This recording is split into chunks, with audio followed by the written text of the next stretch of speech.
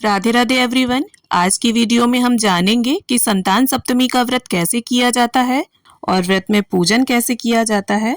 तो देखिए, भाद्रपद मास यानी भादों के महीने के शुक्ल पक्ष की सप्तमी तिथि को संतान सप्तमी का व्रत रखा जाता है और माताएं ये व्रत अपनी संतान की रक्षा, लंबी उम्र, अच्छे स्वास्थ्य और उज्जवल भविष्य के लिए करती हैं और संतान प्राप्ति के लिए भी ये व्रत किया जाता है। मतलब संतान से संबंधित किसी भी प्रकार की कामना के लिए संतान सप्तमी का व्रत माताएं करती हैं और इस व्रत को माता के साथ साथ पिता अर्थात दोनों दंपति भी रख सकते हैं। तो संतान सप्तमी के व्रत में पूजा आप सुबह भी कर सकते हैं और शाम के समय भी। तो पूजन से पहले नहा धोकर साफ धुले हुए वस्त्र पहनकर पूजन करें। तो देखिए, पूजन से पहले आप एक साफ सुथरी पवित्र जगह को चुन लें और चौक पूर लें और उसके ऊपर चौकी बिछाकर पीला या सफेद रंग का वस्त्र बिछा लें और मुख आपका कुछ पूर्व या उत्तर दिशा की ओर हो, इस तरह से आसन पर बैठ जाएं। और यहाँ पर देखिए, एकादशी की तिथि पर मैंने ये वीडियो बनाई है, इसलिए मैं पूजा में चावलों का प्रयोग नहीं करूंगी। तो यहाँ काले तिलों का आसन देते हुए संपूर्ण शिव परिवार का आपके पास चित्र हो तो उसे विराजमान कर लें आप। अब एक तांबे के या पीतल के लोटे में शुद्ध जल भरकर हम भगवान के दाहिने हाथ के साइड में इसे रख देंगे।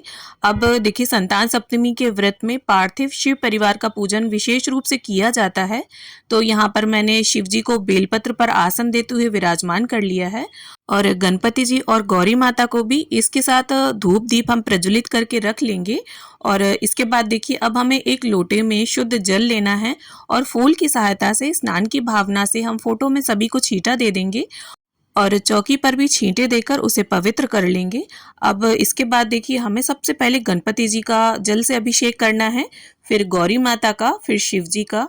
और थोड़ा ध्यान पूर्वक आप सभी का अभिषेक करें क्योंकि देखिए, मिट्टी की मूर्तियां होती हैं तो बहुत ज्यादा अभिषेक हम नहीं करेंगे क्योंकि इनके गलने का डर होता है। इसके बाद कच्चे दूध से मैंने अभिषेक कर दिया है और वापस से सभी को जल से शुद्धोदक स्नान करा लिया है। और इसके बाद देखिए, जिस तरह से स्नान के बाद वस्त्र पहने जाते हैं, ठीक उसी प्रकार से वस्त्र की भावना से हमने गणपति जी और शिव जी को कलावा अर्पित कर दिया है और गौरी माता को यहाँ चुनरी अर्पित कर दी है। अब इसके बाद देखिए, अगर आपके पास जनेऊ है तो आप गणपति जी को और शिव जी को वो अर्पित करें। यहाँ पर जनेऊ की भावना से मैंने कच्चे सूत को 5 बार लपेट कर गणपति जी को और शिव जी को अर्पित कर दिया है। अब देखिए, पूजा करते समय ही यहीं पर बैठकर हमें एक 7 तार का 7 गांठों वाला डोरा तैयार कर लेना है। देखिए, अगर आपके पास चांदी का छल्ला या चूड़ी है, संतान चूड़ी, तो आप उसे रखकर पूजन करें, फिर आपको इस धागे को बनाने की जरूरत नहीं है।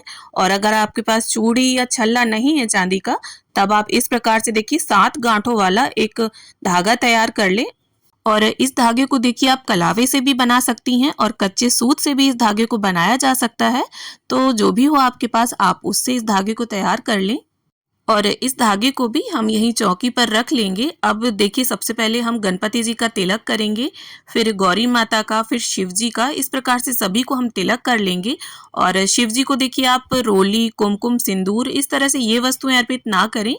शिव जी को आप भस्म, सफेद चंदन, पीला चंदन, अष्टगंध चंदन, किसी भी प्रकार का चंदन अर्पित कर सकते हैं। और ये जो हमने लोटा रखा है, इस पर भी हम तिलक कर लेंगे, दीपक का पूजन कर लेंगे। तो देखिए, अगर संतान की कामना से आप इस व्रत को करना चाहते हैं तो दोनों दंपति मिलकर इस व्रत को अगर करते हैं और पूजा करते हैं तो माता पार्वती और भगवान शिव शंकर बहुत ही जल्द आपकी मनोकामना को पूर्ण करते हैं। अब देखिए, जिस तरह से हमने सभी देवी देवताओं का पूजन किया है, उसी तरह से हमें इस धागे की भी पूजा करनी है। तो दूब घास के छींटे लगाते हुए हम इस धागे को पवित्र कर लेंगे। और दूब घास का बहुत अधिक महत्व होता है इस पूजन में, इसे दूबड़ी सातें, ललिता सप्तमी भी बोला जाता है। और फिर इस प्रकार से देखिए, हम शिव जी को बेलपत्र अर्पित कर देंगे और गणपति जी को, माता गौरी को यहाँ लाल गुलाब समर्पित कर दूंगी मैं। और इसके साथ ही देखिए, सभी को हम पुष्प समर्पित कर देंगे। अगर आपके पास फूल हैं तो आप अर्पित करें, वरना बिना फूलों के भी इस पूजन को आप कर सकते हैं। बस आप बेलपत्र और दूब घास की व्यवस्था जरूर कर लें। तो इस प्रकार से 11 या 21 तारों का दूब घास का पुंज बनाते हुए हम गणपति जी को इसे समर्पित कर देंगे और यहाँ शिव जी को मैं समी पत्र अर्पित कर दूंगी। और इसके साथ साथ देखिए धतूरे के फूल हैं मेरे पास, तो मैं वो अर्पित कर दूंगी शिव जी को। शिव जी की जो भी प्रिय वस्तुएं आपको मिल जाती हैं आसानी से, आप वो अर्पित कर दें। और वरना भगवान तो देखिए भाव के भूखे होते हैं, जो भी आप श्रद्धा से उन्हें अर्पित करेंगे वो सभी कुछ स्वीकार कर लेते हैं। तो यहाँ पर धतूरा मैंने अर्पित कर दिया है। अब माता गौरा को यहाँ कुछ श्रृंगार की सामग्री हम भेंट कर देंगे। तो आप श्रृंगार की सामग्री में 5 वस्तुएं जरूर ले लें, उसमें चूड़ी, बिंदी, महावर, मेहंदी, सिंदूर। इसके अलावा आप 16 श्रृंगार भी अर्पित कर सकते हैं। अब देखिए संतान सप्तमी के व्रत में भोग का विशेष महत्व होता है, तो यहाँ हमें साथ साथ मीठी पूड़ियां बनानी होती हैं। आटे में गुड़ डाल लें आप या चीनी डाल लें।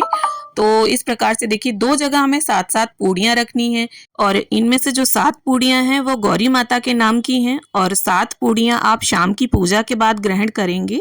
इनके साथ ही आप कोई भी फल या मिठाई भी समर्पित कर सकते हैं। और इसके साथ साथ जब कोई विशेष पूजा होती है तो हमें दक्षिणा जरूर अर्पित करनी चाहिए। इससे पूजा में अगर कोई कमी होती है तो वो पूरी हो जाती है। अब इसके बाद सीधे हाथ में पुष्प लेकर हम संतान सप्तमी की व्रत की कथा पढ़ लेंगे या सुन लेंगे।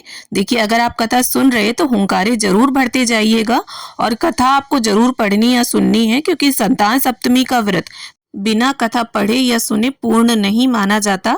अब कथा संपन्न होने के बाद ये जो पुष्प हैं हम भगवान के चरणों में छोड़ देंगे। अब इसके बाद लोटे में भी हम एक पुष्प डाल लेंगे और सुबह के समय अगर आप ये पूजन कर रहे हैं तो इस जल को सूर्यदेव को अर्घ दे दें, और शाम के समय कर रहे हैं तो चंद्रदेव को इसे अर्घ दे दें। अब इसके बाद धूप दीप से प्रेम पूर्वक हम गणपति जी की, माता गौरा की, भगवान शिव शंकर की सभी की आरती उतार लेंगे। तो यहाँ पर जो मैंने दीपक रखा था उसी से मैं आरती कर रही हूँ। आपका अगर मन ना करे वो उठाने का तो आप अलग से दीपक लगाकर भी आरती कर सकते हैं। और आरती संपन्न होने के बाद सीधे हाथ में थोड़ा सा जल लेकर हम चौकी के आसपास 3 बार फेर देंगे। इससे दीपक का शीतलीकरण भी हो जाएगा और पूजा का शुद्धिकरण भी। अब इसके बाद हाथ जोड़कर माता गौरा से, भगवान शिव शंकर से अपनी संतान की लंबी उम्र, रक्षा के लिए, अच्छे स्वास्थ्य के लिए, उन्नत जीवन के लिए प्रार्थना कर लेंगे। और अगर आपने संतान की कामना से इस व्रत पूजन को किया है तो प्रभु से ऐसी प्रार्थना कर लें कि हे प्रभु, संतान प्राप्ति की कामना से मैंने इस व्रत पूजन को किया है, तो मेरी मनोकामना को पूर्ण करो। तो इस प्रकार से हमारी पूजा संपन्न होती है। और देखिए ये जो मिट्टी की मूर्तियां आपने अगर सुबह पूजन किया है तो शाम को इनका विसर्जन कर दें, और अगर शाम के समय किया है तो अगले दिन आप विसर्जन करेंगे। और लोटे के जल को जैसे मैंने बताया, सुबह पूजन किया है तो सूर्यदेव को, शाम को पूजन किया है तो चंद्रदेव को अर्घ दें। और ये जो मीठी पूड़ियां हैं आपने गौरा माता के नाम की जो निकाली हैं, उन्हें आप किसी ब्राह्मण ब्राह्मणी को दान कर सकते हैं या आप गाय को भी खिला सकते हैं। और जो 7 आपके नाम की पूड़ियां हैं उन्हें सिर्फ आप और आपके पति ही खा सकते हैं। और शाम की पूजा के बाद सिर्फ यही खानी होती है हमें, इसके अलावा कुछ भी नहीं खाना होता। और देखिए पूड़ियां अगर आपको ज्यादा लगें 7 तो आप थोड़ी छोटी छोटी बना लें। और जो फल है, मिठाई है, उन्हें आप परिवार में सभी को वितरित कर सकती हैं। अब देखिए माता गौरा को जो श्रृंगार का सामान हमने अर्पित किया है, इसमें से थोड़ा सामान आप खुद प्रसाद रूप में ले लें, बाकी का अपने परिवार की महिलाओं में आप वितरित कर सकती हैं या किसी भी सुहागिन ब्राह्मणी को आप ये दान कर सकती हैं। अब ये जो दक्षिणा है इसे आप किसी भी ब्राह्मण को, शिव मंदिर के ब्राह्मण को दान कर सकते हैं। अब ये जो धागा हमने बनाया है इसे हमें यहीं बैठकर बांध लेना है। और इस धागे को देखिए आप 7 दिन 7 महीने भी बांध सकते हैं या कोई कोई पूरे साल इस धागे को बांधे रहता है। और अगर आपको ना बांधना हो तो आप संतान सप्तमी के अगले दिन जो भी अच्छा वार पड़े उस वार को आप इसे उतार कर किसी भी पवित्र जगह में या अपने पूजा स्थल पर रख दें। तो उम्मीद करती हूँ संतान सप्तमी पूजा की ये सरल सी विधि आप सभी को जरूर पसंद आएगी। वीडियो अच्छी लगे तो इसे लाइक शेयर करें और चैनल को सब्सक्राइब कर लें।